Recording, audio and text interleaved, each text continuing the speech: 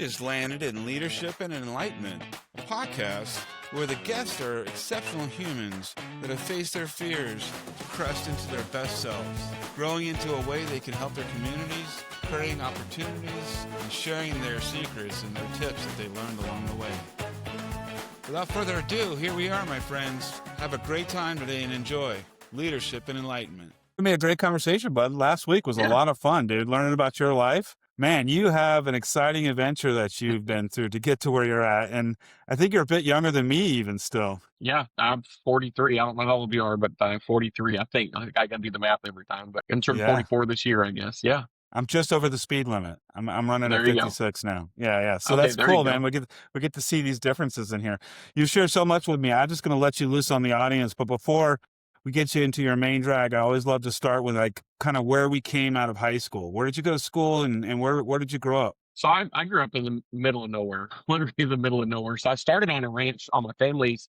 We have a family ranch that's been on my mom's side of the family for over 100 years. Super large ranch. And then my dad went in the ministry. We ended up in South Dakota. And when I say middle of nowhere, every continent has the pole. It's called the pole of inaccessibility, which means it's the farthest from every body of water, and every continent has it. And there's an actual pole that sits up. Well, our ranch was 7 miles from that pole. So we're literally in the middle. So that's the farthest for any water in all of Canada, Mexico, and in the United States. So we was out in the middle. It's 120 miles to a grocery store. So it's 50 miles to the closest. Like I went to junior high and grade school in a little school that's about 27 miles away, and it was K through sixth grade, and I think maybe 30 students total in that K through six. And then I had my choice of high schools because we were 50 miles from 3 different high schools, and we decided to homeschool. Because we were breaking a bunch of colts at home. We had about a dozen horses we were breaking, and I was radioing full time at that point, and driving 50 miles to school, 50 miles back, and they didn't have like periods in class for working on sports, so you had to come early or stay late. And so usually we were leaving before the sun came up and getting home when it was down, and so we just decided it was best to homeschool through that. And so I homeschooled all through high school, and I've always had a good work ethic, and it was nice to work at my own pace, and I've always been pretty smart, so it was a lot of fun. I love it. Well, so I got a lot of that with rodeo because I had friends, a tight knit group of friends from pretty much 5 or 6 different states that we all kind of traveled together. In fact, I got a couple of friends. I didn't know them back in high school, but a couple of friends about an hour south of Reno that are real big in rodeo. Wyatt and Grant Denny. Wyatt's one of the top bareback riders in the world, actually. But they're all down there in that area. But yeah, so I had that interaction with rodeo, so it wasn't like I was just kind of holed up. Winter times up there, nowadays you got internet and you have cell phones, and but back then it was you get snowed in, and you just you're just kind of used to it, and trying to get to the school bus anyways was already a hard time. They used to have a tradition down there where when the first big thaw happened, someone would turn their barn into a big thing with card tables, and we'd all do like a cribbage tournament or something like that. Awesome, so then all the ranchers would come out and just kind of get out of the being holed up in your home for the whole winter time, because it gets a lot of snow. But I had a lot of interaction with radio, and so kind of traveling. I had a lot of friends from Colorado and Wyoming and South Dakota especially. So I never really lacked for that. And then we had an arena in our house, and we raised bucking horses and bulls. And so our house became kind of the hub that a lot of your future world champions and pro guys that came out of that region would come and just hang out, and they'd live with us, a lot of times. And so I never really lacked for that kind of sense. So the radio kind of kept, even though I homeschooled, I still had a lot of social interaction, more than I probably would have had, because the school that I probably would have gone through, K through 12, is maybe 150 students total. And so, you're so far away from there anyways, you're not going to really hang out with friends that do stuff. So all my friends were in radio anyways. And your reality, like when you look at it from that perspective, is true. Like you said, the people that were driven and doing things in like that sports element and being bull riding, they would bring that to you. Was there anything that, outside of the cribbage that you would bring back as far as like a fond memory that would be different than growing up in a city? What I used to love was I had a couple dogs, and I'd go up on a hill. I used to love, they'd lay down and I'd lay along with my pillow and look at the stars for as far as you can see. There aren't any lights. It's forever till you see another yard light. And so you can't put into words how many stars you can see. And I used to love to just go out there and lay and just look just into the infinity of just stars and space. And so that was always a great memory. A lot of times, getting snowed in, and as a kid, we had a huge hill in the back, and Cool Runnings was a big movie when we were young, and so I we made remember that. bobsled tracks. Yeah, we made Jamaica. bobsled tracks down the hill, and we'd ice it over, and all our friends would come over, and we'd try to kill each other on these bobsled tracks. And yeah, I have a lot of just great memories. My brother and I were really. My dad had a rule when he's growing up. If you're not doing anything, then you got to go build fence. And we had miles and miles of fence, and I hated working fence.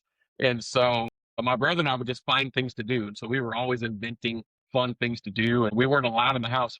If there was sunlight outside, we weren't allowed in the house. And we had acres and thousands of acres of playground to play with. And so my brother and I made, if YouTube would have been around back then, I think we'd have been YouTube sensations. We were Jackass before Jackass, I think would be the best way to put it. Dude, that is awesome, man. I got such a great picture from that. And you brought up bull riding a couple times, and obviously that's where we're going to go in this conversation and what you're doing now. And I'm going to let you loose from there. How did you get involved? How did you get started? Where did it all kick off for you? Just kind of growing up where I did, South Dakota, Wyoming, that whole area, rodeo is the number one sport. Usually the youth football was for the kids who can't rodeo. And so, There you go. everybody, especially my age, there's this group of about 20 guys that we were all really tight knit friends. And I would say almost every single one of them, but a few went on to be some of the biggest names in professional rodeo. And so we had just a real big hub of just guys that it was our dream. That's all we talked about. We all worked towards it. That little tiny school that I went to that was, K through 6, there was multiple Indian World Championships, multiple NFR qualifiers, Is that a couple right? of pro world championships out of that little tiny, Wow. fourth, fifth, sixth grade class. And so it was just kind of what he was around. My dad was a saddle bronc rider, back in when he was younger. And so it just kind of was around it. And so I started when I was 9 years old, and it just was just a part of life, really, honestly. In South Dakota, every town has an arena. It doesn't matter if Hmm. it's a town of 20 people, it's going to have an arena in it. And so rodeo really is that big of a thing there. And so it's really cool because even high school rodeos, you get a big lot of, especially when I was in high school, because there were so many, they know talent, and there were so many guys that were really talented that we'd get some pretty good turnouts at high school rodeos and stuff like that, just fan bases. And so it was just kind of something you grew up around, and I fell in love with it. Most of the people in my area started riding steers and eventually moved to saddle bronc horses. I stayed Mm. with riding bulls. I just absolutely loved riding bulls. And there What'd you wasn't love a about it? whole lot. Yeah, just you can look like Barney Fife and run your hand on the rope and feel like John Wayne. I mean, it's just you just there. The adrenaline rush is unmatched. I've never met anything even remotely close to the adrenaline rush that I would get riding bulls, and just knowing that I could do that. You know what I mean? Especially when you get to the professional level, and you're on the rankest bulls on the planet. And Yeah. I remember being 19 years old and getting on a bull that's now a Hall of Fame bull. If I'm 19 years old and I've been watching this bull on TV since I was 13, 14 years old, and drawing him and having that thought in my head as I'm just tapped off and sitting in the pocket on him of, man, I can't believe I'm doing this. It's just Yeah. knowing that you're good at something, but being able to do it at that level just makes it uh that much more enjoyable. I want to slow down there for just a minute because you tapped into something I really love to talk about. That when you used to draw and you would envision this idea of your future with this bull, this is a powerful technique. And some of us get it by nature, and then some people like me learn it. You got it by nature from as a young child that you were able to absorb yourself in that. What brought you to that, to envision that way and see that? Was this something natural, or was somebody taught you that? It was just, yeah, I mean, my dad was always kind of taught us, we were always a lot older than our age, my brother and I both, and so a lot of people actually thought I was older than I was just because, my dad really kind of made us mature at a young age. And so we had that tough mentality. I come from that, actually, said John Wayne earlier, I come from the John Wayne lineage. His real name is Yeah. Morrison. And so I come from that. And so I think it's just natural in our family to kind of have that mentality. My dad and my mom both just taught us early to start setting goals, start planning for your future. I've done it with my kids too. That they're not in sports, but they had their life planned out by the time they were in high school. They Good knew for where they you. were going to go and what they wanted to Yeah. do, and start working towards that then. And so I think it's just something that was just taught to me at a young age. Growing up in true cowboy country, true ranching company, not the Kmart cowboy buy your stuff at Cavender's and walk around and say you're Yeah. a cowboy, but growing up in the actual, you had you have to grow up a lot quicker. You're working on a farm and ranch at a very young age, where most kids Yeah. are still sitting inside playing video games. You're out there, breaking colts and working, doing man work. And so Yeah. you kind of, I think it's more natural in that setting that everybody is a little bit more mature, because it's a family business at a young age. And so when you're out there working the fields and doing all that stuff, like, you grow up a lot faster. And so you kind of have that mentality. And growing up where we did, there was really only, you either stayed in the area and ran the family ranch, you joined the military, or you become a professional athlete. That's about the only three options Mm. you really have, that a lot of people have in that area. And so, and like I said, I hated building fence. So I knew if I didn't want to do that the rest of my life, I had to. Yeah. Through my head, because my neighbor Calvin is so much he has these traits ingrained in him. Coming from a city, I know I'm going to sound like Green Acres, like a crazy guy, boy. And I would ask him, like, dude, you get up at 12 o'clock at night. That's like the day before to me. Like, what is the deal with you getting up in the middle of the night for whatever the reasons are? This is where he starts his day. And he finally told me, he goes, oh, when I was a kid, my uncle and my dad, if you weren't up before them with a coffee made, boy, you're going to feel that all day long building fence. And I'm like, oh, so like you were kind of sweated into this? And he's like, yeah, this is a way of life that I learned. And it's ingrained in him. He raises cattle, he raises pigs, he has a job as a milkman as well. But all this stuff is around. He's taught me so much of the value that I can If really we didn't have enjoy and breakfast by appreciate five, what yeah. you're saying. If Yeah, we I didn't have breakfast understand. by 5 o'clock, we weren't having breakfast. Yeah, You that's you his had to big you had to have your thing, biscuit and sausage ready and thrown in your knapsack, or else you ate. Because if that sun dude. comes up and you're inside, man, That is, it's gonna be hard to sit down for a and it's a couple true ray of hours. light. Is up for so much longer in that South Dakota, Mhm. Wyoming, Montana, in that area. The sun stays up way longer than it does down here in Texas. Like, the it seems like it gets dark really early and Yeah, gets light really late down here. And then I yeah, go home and I'm like, man, I forgot how it's a long long day. the sun is up. And so, Wow, my dad uses the John Wayne line all the time. You're burning daylight. Like, it's, if the sun is up, we're getting stuff done. We're getting work done. I love it. But you kind of have to, because your whole livelihood is reliant on you working Hmm. those fields and you working those cattle and you doing Yeah. that stuff. And so if you're not, you really don't have another choice, honestly. And I think it's ingrained in that culture of, a lot of ranchers and farmers. They just lived for themselves for years. Hmm. They didn't rely on other people, and it was all for them. And so I think it's just Hmm. kind of that culture is. And I grew up on the reservation too. I was on the Pine Ridge Indian Reservation, and you just kind of, you've got just a lot of. I really feel like, I feel like they've caught up now, but I really feel like we were 20 years behind everybody else, in a Oh, good way, interesting. because Yeah, we weren't chasing technology and chasing all the yeah, coolest things. You're still living off the land and still working it. And to me, and so my kids, even though I live in Texas now, when my kids were little, we'd send them to South Dakota every summer. From the time that they could walk, they would go to South Dakota and they would work the ranch, and they would work with my dad, with their granddad, because I wanted them to learn that mentality of, when the sun's up, you're working. hmm yeah, Then and they can there's appreciate it more down here where it's city, and you know. yeah. And there's a lot of words to that. Like I use this area out here for me as like a decompression area, and the idea of vibration, investing into the time. And like I'll go next door when my neighbor gets home to help him feed his animals, because it feels like it's like a break in the day, and kind of just kind of changes it up a little bit for me. But that was not city life in those days. And for me to learn how to enjoy that, and for you to understand that at a young age and see it the others from the other spectrum, that's where I find a lot of interest in this conversation, because we grow up in the same, like, demographic ish as far as the US goes, but their cultural differences are so identified through this age of growing and accepting ourselves and manifesting into our true lives and coming out of school. And so now you're a bull rider, brother. Long ways from the best. But just like in NFL, the last guy in the NFL is better than most. So just making it was good to me. But I still had a lot of. I mean, you don't hit your peak until 23 to 27, and my career ended at 21. So I was still Mm, maturing as a bull rider. I would have loved to see my career play out, but I kind of jumped ahead of you there on that. But I didn't want someone to watch this and be like, "What, Nick Sainey's the best?" Like, I was a long ways from it. I There can was some appreciate that. jam up good cats when I was riding, for sure. Who did you admire in that time frame when you were riding? So I studied a lot.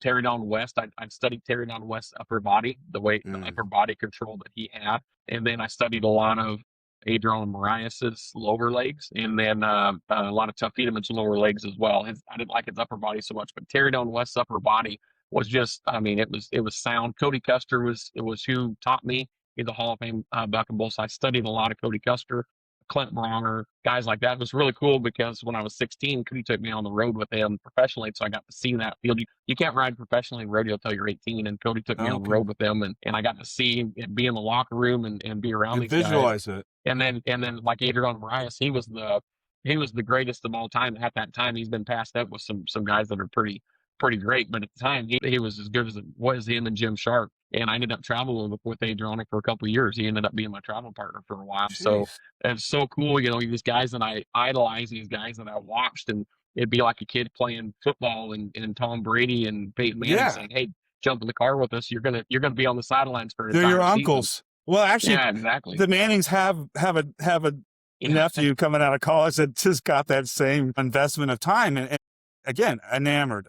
I love my family and grew up in a place that I feel had no culture, no direction. Nobody really had a set of parents behind them that gave them the rules of life. Everybody was trying to figure it out for their own. I mean, in my 20s, I'm shocked at how many things I didn't know because my parents didn't know to teach me. And to see it from this side and see how that evolves your children. And everybody can take a masterclass lesson from this today and from how you're raising your family and understanding that it starts in those roots. I do feel my wife and I invested in our kids in the same way. And they're adults now. I can't even call them young adults. They're 30s. My son just turned 36 yesterday, believe it or not. I yeah. can't.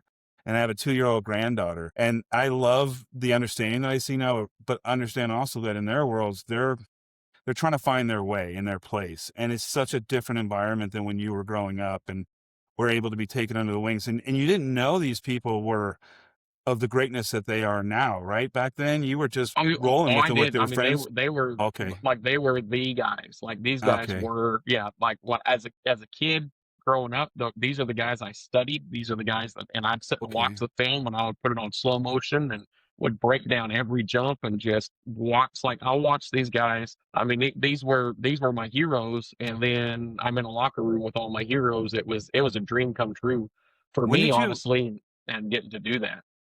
realize your greatness? Was it at a younger age or I around got that I time? felt like I felt like I kind of had steps. So when I was 11 was I think the first click. You kind of have these things where you click and your writing jumps really a Yeah. lot. So I think that was my first click. And then my sophomore year in high school, I had another click that really kind of jumped up. And then about 18 or 19 years old, I had just a massive click, a massive jump to where it was like, oh, I deserve to be here. I think it was making it to the PBR tour and kind of because you get that the imposter syndrome. You're looking around and here's all these Hmm. guys that you've been watching on TV for the last 12, 13 years, and now you're sitting in a locker room with them, and you kind of get that imposter syndrome. But I had a mentality that I may not be the most talented guy in here, but there's not a person in this locker room who's going to outwork me. So if I'm going to be here, it's because I'm going to work my hardest to do that. And I started that when I was 11 years old. That first thing of I think I can actually do this, and you start winning money, you start doing stuff, but I had a really I could pinpoint exactly which ride every time I had this click, that just went in my head of like, oh, there we go, Yep. and it just a huge jump. A big part to me, I think, was I was really streaky, kind of in that 16, 17, 18, 19-year-old range. I'd ride like 5 or 6 bulls, then I'd buck off like 8 in a row. Then I'd ride like 4 or 5, then I'd buck off 6 in a row. And I realized I was letting my emotions really rule how I was riding. So if I rode really well, I'd be high for a while and I'd be doing good. But as soon as I bucked off, I'd sit there and just dwell on what I did wrong over Hmm. and over again. So I invented this thing, and it's a big part of what I do in my keynote speech because I talk about it with getting through adversity too. But I invented a thing called 15-minute rule, where I had 15 minutes when I hit the ground. The buck off or ride, I had 15 minutes to be emotional. Elated, mad, whatever it was, 15 minutes. But then my 15 minutes was up, and I'm no longer worried about what happened. I only focus on the future. So I'd ask myself what I did right, what I do wrong, what can I improve on. And I would do that all 3 times. Sometimes the only thing I did right was nod my head, and then I got chilly walked as soon as I nodded my head. But I still found something I did right. Even if I won the radio, there's still something I need to improve on. What was something I did wrong? Maybe it was in my preparation, whatever it was. I always found things to work forward, and I saw my writing percentage shoot through the roof when that Yeah. started happening because I wasn't letting emotions rule me. I was going in with a clear head every time and saying, okay, here I am. Hmm. Really good post. Cody Custer actually just made this post yesterday. He might even made it this morning. But Cody Custer, like I said, he was my mentor. He's a Hall of Famer.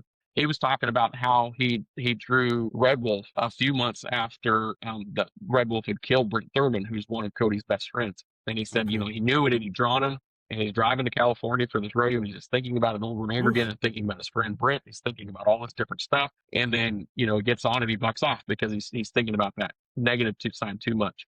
And then he goes to the PBR finals a few years later, and he's sitting really good in the average, and he draws Red Wolf and the shirt go again. Well, this time he goes into it with, I'm not thinking about Brent Thurman. I'm not thinking about any of that stuff. I'm here to win a world title. I'm here to do what I can. And he was, I want to say 94 and a half or 93 and a half points on Red Wolf on that trip. And so, Wow. just kind of having that thing of I'm showing up to do my job Yeah. versus thinking about anything that's happened. And bulls are really smart. You try to visualize as much as you can, but you don't want to game plan too much on bucking bulls because they're very, very, very smart animals. And they can feel a fly land on their back and just twitch that muscle where that fly is. So they know they can feel you on their back. And bull riding, Anticipating. people outside of the sport don't realize it's a very big chess match. That bull is setting you up. He's doing things. He's feeling you out. You're setting yourself up. You're riding for the next move. He's riding like it's a chess match. And if you think too much, like if you sit and watch a game film on a bull and he turns back to the left every single time, and I fell victim to this. He turns back left every time. Okay, you're visualizing to the left, to the left, to the left. Well, then your body shifts a little bit that way, and that bull will feel that, and he'll spin the other way and leave you out to dry because you set a trap for him and you Because started you were moving your body over anticipating it. there. I So was going it's to not ask like, you look, about yeah. that. So you have to you want to visualize and you want to think ahead, but you have to be prepared. And bull riding is literally jump for jump. So you go back to home base, no matter where you're at. You go back to home base, put all the pressure on your legs and your knees. So if that bull turns and whichever way he goes, he gets that knee and goes, and then your upper body follows with that afterwards. So you have to go back to home base because if you sit there and think a bull's going to do this every time, guarantee you he's going to do the opposite that time because he's going Well, to feel you set that trap. and you're touching in a world that I love to talk about too, is like this idea of letting go and control, and the same idea. And, all pro athletes have to do that. All entertainers and anybody Yeah. with talent, painters, same thing is like there's a part of release and plan. And I can see what you're saying. I'm a golfer. I love golfing. But if you went in to play golf with this idea, oh, there you go. Yeah. So if you go in with 3 swing tips and this is going to be my day, you're not going to have a great day. You're going to have to release it sometime from that because the opposites are going to happen.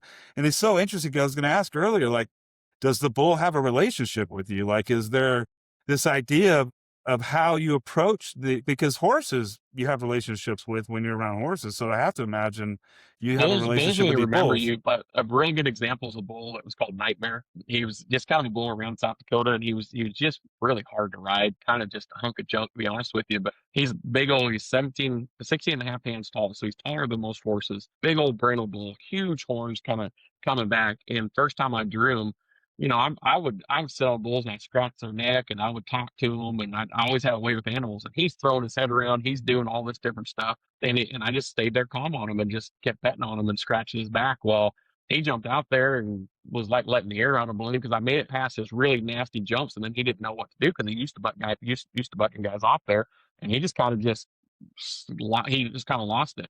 Well, then I drew him again. And it's like 3 months later, I draw him again, and he runs in the chute, and he just throws his head back like that, and I just start scratching his head, and he's leaning towards me, and he I had the love best trick. that. I mean, just up and down like an old bucking machine, and just turning back real slow, and just as Wow. fun. If I get out of shape, he'd jump back up underneath me.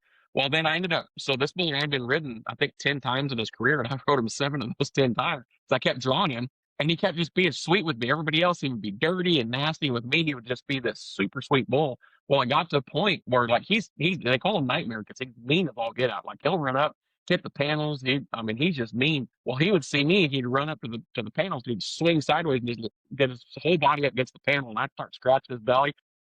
I'd climb in the pen, I'd scratch all over him. I mean, he just fell in love Dude. with me. And when he retired, the contractor asked me if I could do like a retirement ride on him. So we ran him in after the bull ride, and I did a retirement ride on him. And it was just such a neat deal. So you do these bulls. I remember like another bull that he went on to be one of the best bulls in the world. But I rode him in high school, and he kept falling down in the mud and getting up, falling down in the mud and getting up. And I rode him. And I was the first guy to cover this bull. Well, then I drew him 2 years later, and he remembered that and had probably one of the rakest trips he's ever had in his life. And I mean, that's probably one of the hardest buck offs I've ever had in my life too, because he was still stewing over me riding him 2 years earlier. And so That's so bulls, they wild. have memories like that. They know, and so it's Jeez. really if you treat animals well, they're gonna treat you back well too. I mean, they're gonna. Yeah. And the biggest mind game in bull riding, even saddle broncs and barebacks, is it's not in the arena, it's in the buck and shoot.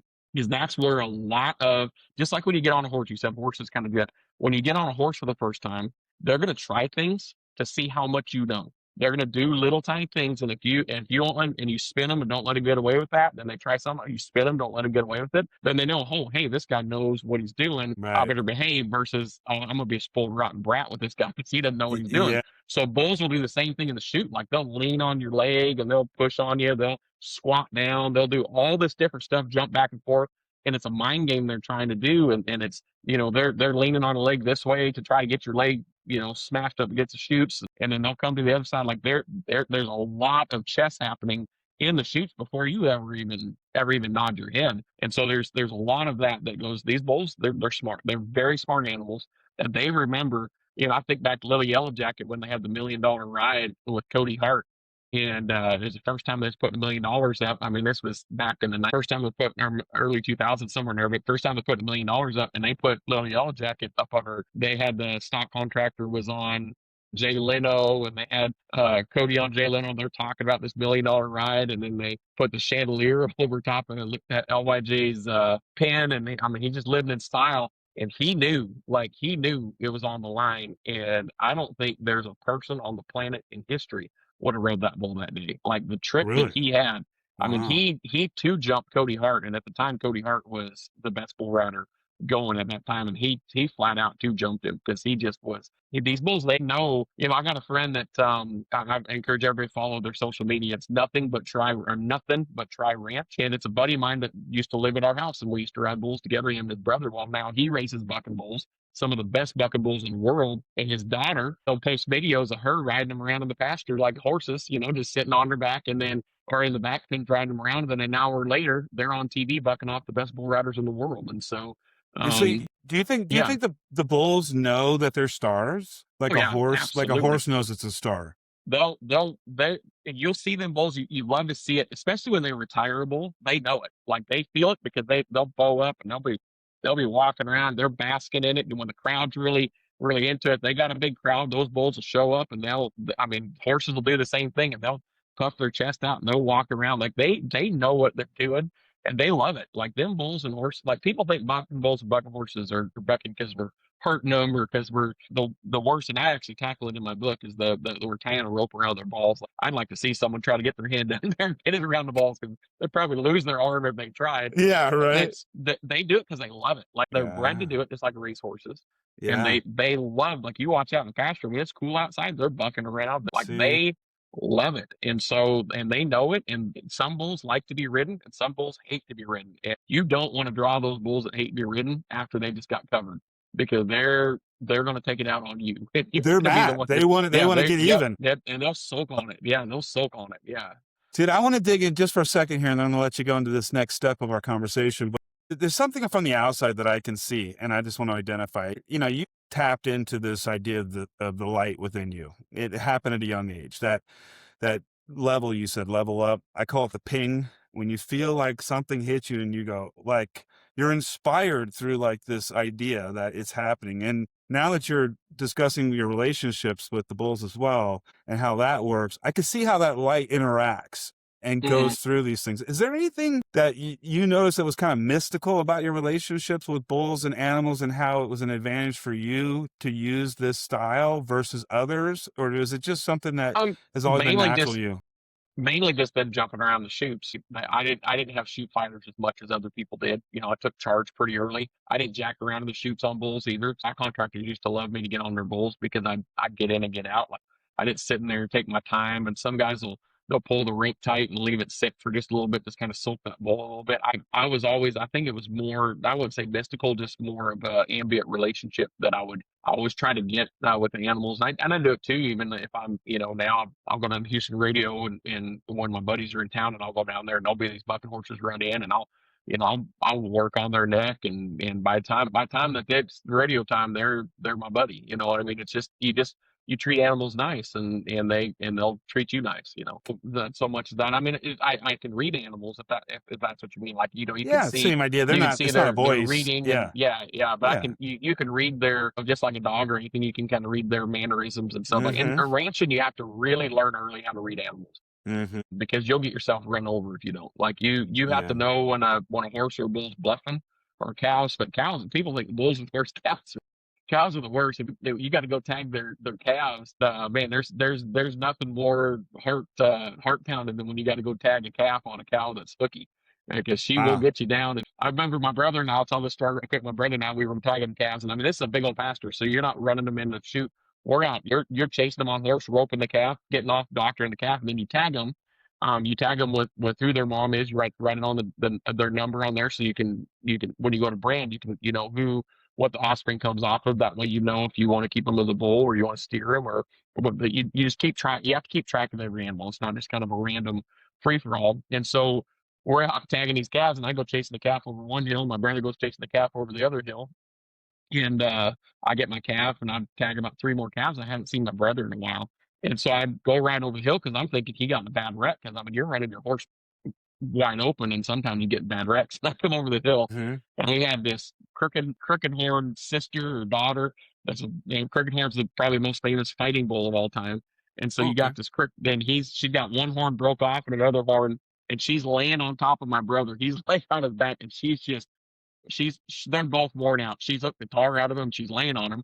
Well, anytime you'd make a move or do anything, she would start hooking on him again, snot all over him. So I did anything any good brother did. I got my BB gun out, and every time she stopped hitting on my shooter in the butt with the BB gun, she started hooking on him some more. So until he finally got out of there. So yeah. There you go, bro. That's But yeah, awesome. so yeah, you have to learn early how to kind of read animals, and know, and it's ranching. I mean, you're dealing with animals. It's There's a rough and sense tough, to and it. Yeah, it's you are cowboy. Yeah. communicating with them, and they are talking to you in a certain way, and that's kind of what I meant, because I do sense that. And I was out at an industry event, and we all went horseback riding, and it's funny to see 12 people on horses that don't ride. Well, I rode as a kid in Vegas, funny enough. Oh, and so the horse and I fell in love with each other. We had such a great time. It was a great experience and settled right in. But everybody else was enamored. And I thought, oh, that's interesting, because they've just never had a chance to develop a relationship with an animal of that size or that caliber, however you want to say it. But once you realize that there's something there, it's a whole different way of working through it and communicating. Yeah. Well, brother, you get to help people now in a certain way, because you went through an experience that none of us want to have to go through. I'm going to give you the floor, man. Let's take them there. Well, we talked about my pro career and getting to be a pro, and the reality was, I've been working towards it my whole life, and then my pro career was just one frustration after another. I got the injury bug. So my rookie year, I broke C2 in my neck. I had to sit out the rest of that year, come back to break T10 and 11 in my back the second year. Sat out the rest of that year. I only sat out 8 weeks, and we put a brace on. I started riding bulls with a stiff brace, even with the broken back. And then I started having concussions, getting knocked out a lot, shoulder issues, and then it all kind of led to 21 years old. My career was over. They pulled the plug on my career because of injury. Bull got me down, and just they had a life like me out of the arena. It's a pretty bad deal. And so, I mean, I hear this dream that I'd had my entire life that I'd worked towards. I'm 21 years old, and it's done. And so I actually went down to move to Texas and took over a youth group. I was a youth pastor and worship pastor of a church Why down not? here, and the youth group was about 12 kids, and God just blessed it. Within about 4 years, we was averaging 300 to 400 kids a week coming. And started helping other youth ministries around the U.S. So we were satelliting our service to them and helping them with their youth ministry for churches that couldn't afford youth pastors, while I'm training up who they wanted to be their youth leaders. And then over a 2-year period, then we handed over. Now it's their youth group. And so we have over 30 locations around the U.S. that I was Wow. doing that with. And so everything was going great. And I couldn't ride bulls anymore. So I had a race car because I had to do something with adrenaline. And in the middle of all of that exploding, I had wrecked my race car and had another concussion, and it just was the one that kind of pushed it over the edge. And I Oh, started having some major issues. When we found out kind of all the damage that was to my brain, I had to step down from that youth ministry and went and worked at another church, just kind of an administrative role, a director of operations type role. And I'm still with that church today, but started doing comedy. Comedy's taken off. It's good therapy for me for speaking and for getting in front and trying to memorize and just all the stuff. Doctors have said that we have recorded. They stopped counting at 50 concussions. And so I've had over 50 recorded concussions because I pass out now. My friends call me FG. It's for fainting goat. Because I pass out all the time and just hit the ground and I'll bounce my head off something, knock myself out again. But 2020, I had this. I don't want to get into all the details that caused it, but pretty much I was outside working. I can't golf anymore. By the way, you always talk about golf. I used to golf all the time. Bending over to pick up the ball, I pass out and I can't be out in the heat. So being outside working in the sun, even though doctors told me I shouldn't do it anymore, I had a reaction to that ended up robbing oxygen from my brain. That caused what's called a hypoxic extended encephalopathy. And pretty much I collapsed to the ground, crawled inside, my arms were curled up, everything was choking out. I thought I was dying, honestly. And I sat down in a chair and I locked my eyes on a light switch on the wall, and I couldn't take my eyes off the light switch. I was locked, and then I couldn't move anything. I was in that nightmare of being trapped in your body. And I sat there for hours. I could feel the tears running down my face because I couldn't blink. I could feel drool coming off because I couldn't swallow. I just couldn't move. And then when my wife and kids got home hours later, they Oh, found you're me in by the state. yourself. Yeah, I was just there by myself and back out for hours. And when they found me, I snapped out of it. And long story short, I developed organic mutism. I wasn't able to speak. We didn't have insurance because my wife had insurance, the kids did, but no insurance would cover me because of the extent of my brain damage from all the concussions. They'd take one look at the X-ray or the test, and they'd be like, "Yeah, we're not covering him. It'd cost us too much." They would offer, but it would cost more than a mortgage. Like they was going to charge me more than a mortgage a month. So I didn't have the option to go to a facility to learn to speak again, and so it was pretty much this reality of you're facing your third career change out of something not of your choice. I had the Yeah. Moran career in, I had the youth pastor thing that was blowing up, I had that in, and then now I'm happening in comedy and anything that involves speaking. I just decided I wasn't gonna let that get me. And so I just decided my wife and I worked hard at it on our own, and I taught myself to speak again. And my philosophy in life is work like it depends on you, pray like it depends on God. And so There you go. there was a lot of prayer went into it, and there was a lot Yeah. of work went into it. Yeah. And music was the avenue that kind of bridge the gap for my brain to heal itself. And in 3.5 months, I was back on stage doing comedy again. I taught myself to speak again. And then I have to do it every day. This is not like, hey, I fixed it. I have to do 2 to 4 hours of brain exercises every morning, or else I lose the ability to speak very quickly. If I miss 1 or 2 days, I start having major issues again. And so now, I started the opportunity through comedy and telling my story kind of at the end of my sets, the door kind of opened for me to get in with some people who were motivational speakers, and they started kind of guiding me in that direction. I've been speaking since I was 15 years old. I started preaching at rodeos when I was 15, and so I've been doing it my entire life. And just now, instead of in churches or just going to schools and talking about bull riding and things like that, now it was, you're going to talk about getting through adversity. But through all of that, I had a book deal come through. A publishing company contracted me and wanted to do a book deal. The book came out in October, and I mean, just blew up. It was because it's telling it's not a autobiography. It's a memoir of my concussion journey and everything Mm. through all that, but also the adversity that goes with it. Just having hard grit and getting through stuff. Well, with that blowing up, then my speaking business like just blew up, and now it's been like my calendar's full. I'm getting to speak to Fortune 500 companies. I'm traveling all over the world talking to groups of 20 to groups of 2,000, 3,000 people. I And love that. so, and I don't just talk about adversity. I talk about getting through change, getting through hard days, getting through all of that type of stuff. And so, and it seems like the more people hear me speak and hear my story, but also hear, I had one motivational speaker tell me there's two things you really want. You want the speaking ability or a really good story. And he said most speakers have one or two, and he said you have both. And so Yeah. it It's it true. really is taken off in that sense. I'll speak somewhere, and then I get, my agent just gets some phone calls like crazy of spinoffs, and then I speak there, and then it just, keeps growing and keeps building off of that. And so this year has been the busiest year I've ever done. A couple weeks ago, I did 6 events in 5 cities in 6 days. Yeah, I'll never do that again. That was And you have like to do find your out. work, and Yeah, you have to do your rehabilitation work every yep. morning as well. On Well, top yeah. of And that. so like I would be on stage and then go to the airport, get on a plane, fly in. And then I would get to the next place, go to the welcome reception or whatever it was that night, go to bed, get a few hours of sleep, wake up at 2 o'clock, 3 o'clock in the morning, do 2 to 4 hours of brain exercises, go down there, do the sound check, get on stage, do the keynote speak, speech, and then get on a plane, fly out, did that. And so I didn't know what my limits were until I tried it. And so everything kind of fell where that was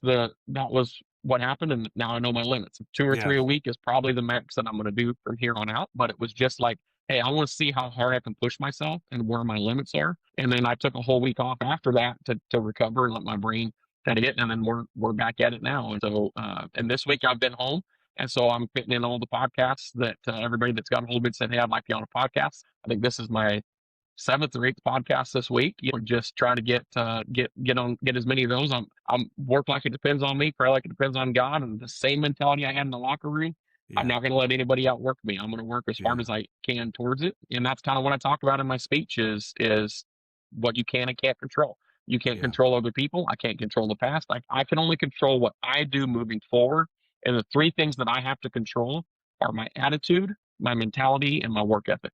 And if any of those three stink, I'm not going to be able to get through adversity. I'm not going to be able to get through a change the company may be bringing.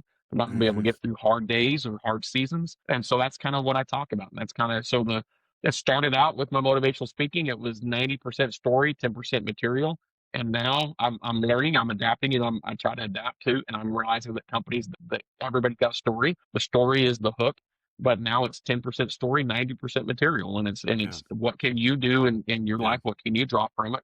You may not face what I've faced, or you may face worse than I Yeah. faced, but setting Yeah. you up for success on the other side of that adversity. Yeah. You're doing an amazing job mirroring that light back through your life experience and allowing the audience to see that light within you. That's what I see when I'm talking. Is why we got on this podcast from last week is, brother, whether you see it from the inside or not from the outside, there's a huge plan for you to share this light. And I saw it in some settings in my life. One of them particularly I speak about was an event in Cancun. And this entertainer raised the energy of this room in a way where I couldn't believe it. I wasn't in the experience to enjoy it. I was there overseeing it. So I was able to separate from it. But when I watched it, I saw it in my this didn't fit to me. This wasn't like that stereotypic most handsome or beautiful person making the audience feel this way. There was something that was connecting within them. And it started me in this mission of realizing like we all have that ability. And I think that the things in our lives that kind of evolve us and grow us are all moving ourselves into this place where you get this, dude, I know for you it's enjoyment, but the work behind it is a masterclass for anybody that watches you because it shows the strength of will and this idea of creating, a process that you put yourself through to get to this next step and you address these ideas of fear and you move through these ideas. I think some individuals get stuck before fear. They don't even know how to approach fear. Now, you've obviously had many years of approaching fear and moving. That's why you're a master at it. Then it's choice. Like, am I going to approach it this way? And that's the next step. And then it's really embracing that idea of like, these are my tools and this is what I'm going to do. You're doing a masterful job of it today, brother. What's the name of your book? Appreciate it. Book is called Knocked Out But Not Down. Let me grab a copy over here. Yeah, let's see that. Knocked Out But Not Down. Yeah. And so I don't if you can see that fully or not, but yeah, Yeah. but yeah, and just kind of talking a little bit about what you were saying on the connection. That's something that's very big to me.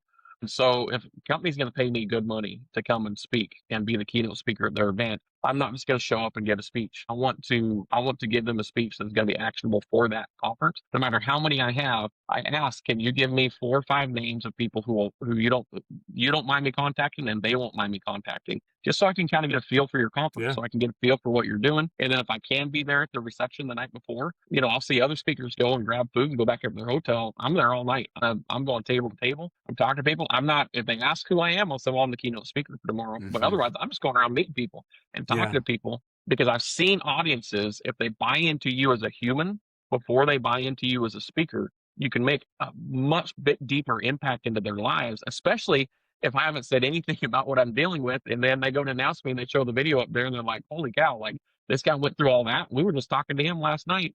There's Yeah. this connection that happens that when you go to an audience, like they'll buy into what you have to say because they know that you care about them as a human more than I'm just getting a paycheck and I'm walking up on stage to Phew. speak.